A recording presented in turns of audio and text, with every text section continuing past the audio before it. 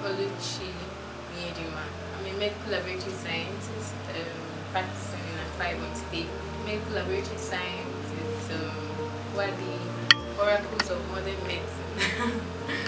We help diagnose ailments. We analyze samples, urine, blood, stool, just name it, we do it. But being a medical laboratory scientist in the private sector, in other words, I'm in the private labs, not with the government and stuff like that. I get to see a whole lot of people every day, and they all have so many issues, with so many issues.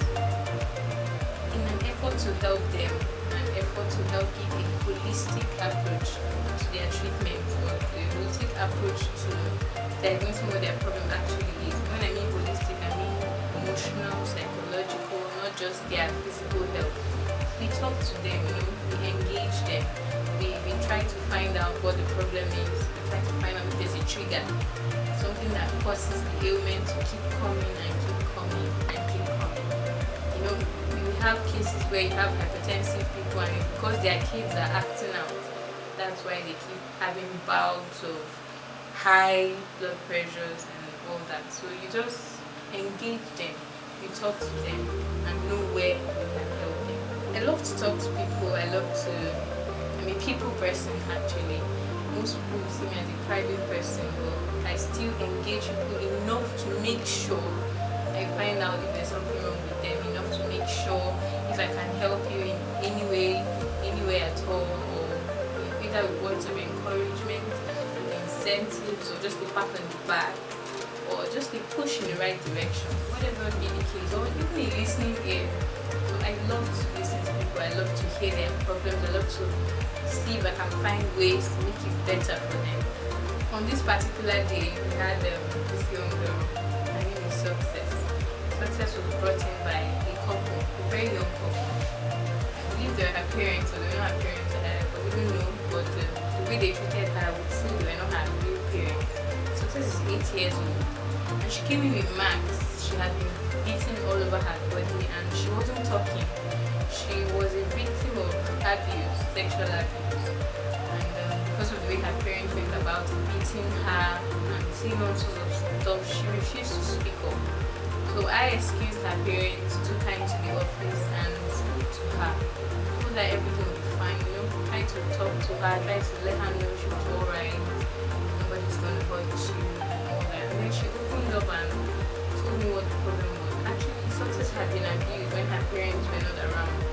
And instead of finding out who the culprit was or trying to console her, talk to her, know how she was taking it psychologically, they started beating her and seeing a whole lot of things. And it got me thinking.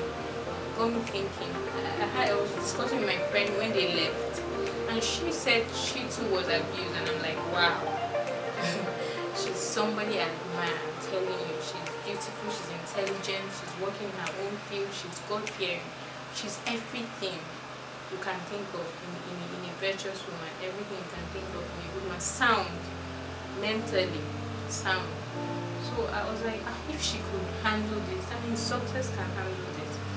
But we have to be able to help people like Success. Well, what do I mean by that? Now, there are a lot of side effects to all this. They will have low self-esteem. They'll be needy. You have emotional problems. Someone says something hurtful to you that on a normal day you can turn away, but for these people, it's not easy to turn away. I at some point was abused at some point, so I can relate to what all these things I'm saying. I'm not just saying because I want to say it. You see, it gets to a point where you're emotionally needy. Sometimes you can even be selfish. All this while you wouldn't even know you have a problem. Sometimes you just see yourself as an introvert. Now, this is what has happened over a period of time for these people. This happens over a period of time. So if someone acts like that, you have a spouse that is emotional, that is needy, you have a colleague that is always quiet, come on. We should try to show love more often. We should try to be unconditionally friendly, unconditionally nice.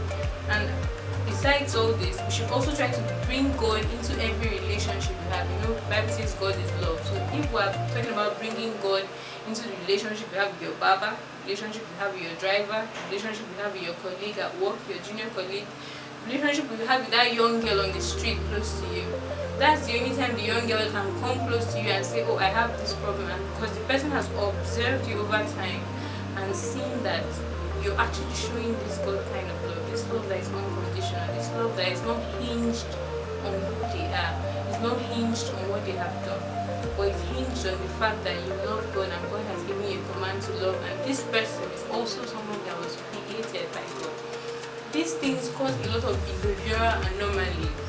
These things make people act different ways, and they don't even know they are acting, they don't even know what they are doing as a result of what's going on. So let us try to look beyond the way people act towards us. I believe the first lesson is, let us try to love the way God loves.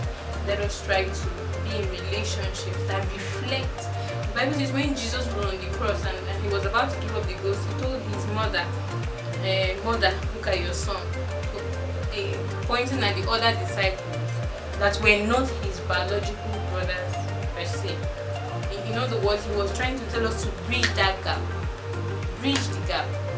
Bridge the gap in every relationship. Bridge the gap. The person should be more than a neighbor to you. The person should be more than just a friend to you. Bridge that gap. That person is also created by God, also loved by God, enough for him to die for that person. If he loved that person enough to die for him, I mean, you shouldn't judge the person because of the way they act. You shouldn't think beyond the fact that, oh, this small thing I'm said, she's taking it personal. No, there are a lot of things, a lot of factors that make people act the way they do.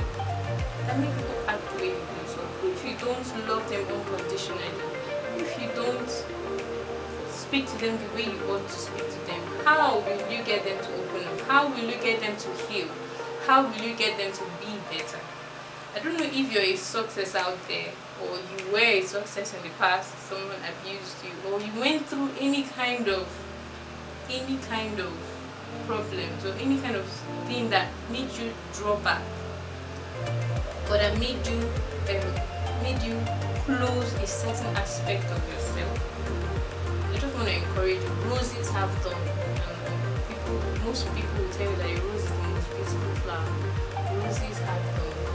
A lot of things go on with people. You too can be better. Like my friend, you can do better. Choose to be happy. Choose to be motivated. And most importantly, choose God. He's the only one that can make you walk in that path and remain in that path. A lot of these people, they spill all these things, all this abuse and hurt, and everything spills into addictions.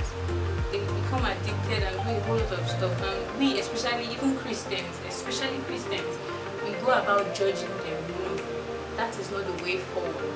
That's not the way we're going to get the better. If we want a better Nigeria, we want a better society, it has to start with me and you. It has to start with people around us.